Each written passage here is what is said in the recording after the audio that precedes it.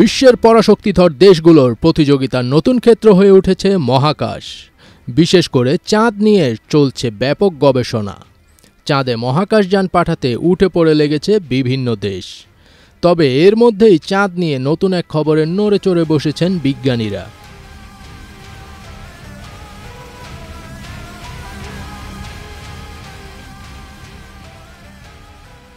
মার্কিন মহাকাশ গবেষণা প্রতিষ্ঠান নাসার অর্থায়নে নতুন এক গবেষণায় জানা গেছে, চাঁদের কেন্দ্রভাগ শীতল ও সংকুচিত হয়ে যাচ্ছে। এতে চন্দ্রপৃষ্ঠে আরও বেশি ভাঁজ সৃষ্টি হচ্ছে এবং এর ফলে সেখানে ভূমিকম্প ও ভূমিধস বেড়ে গেছে। সম্প্রতি এক প্রতিবেদনে এই খবর জানিয়েছে মার্কিন সংবাদ মাধ্যম CNN। বিজ্ঞানীরা এতদিন বলে আসছিলেন, চাঁদের দক্ষিণ মেরুর একটি অঞ্চলে বরফ থাকতে পারে। ওই অঞ্চল ঘিরেই চন্দ্রাভিযান চালানোর পরিকল্পনা ছিল বিশ্বের কয়েকটি দেশের মহাকাশ সংস্থার। কিন্তু নতুন গবেষণায় দেখা গেছে, ওই অঞ্চলে যতটা বাসযোগ্য মনে করা হচ্ছিল, পরিস্থিতি ততটা অনুকূলে নয়।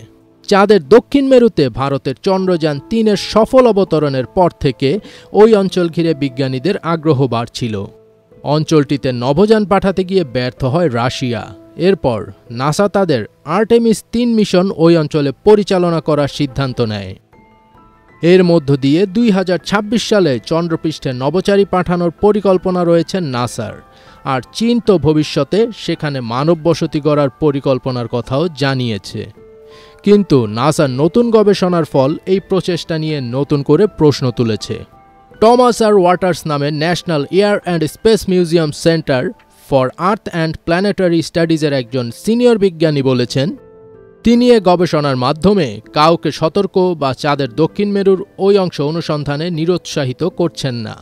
তবে চন্দ্রপৃষ্ঠ যে পুরোপুরি অনুকূল জায়গা নয়, সেই বার্তাই দিচ্ছেন তিনি। এছাড়া চন্দ্রপৃষ্ঠে কিছুই ঘটছে না এমন ভাবার কোনো কারণ নেই বলেও মনে করেন তিনি।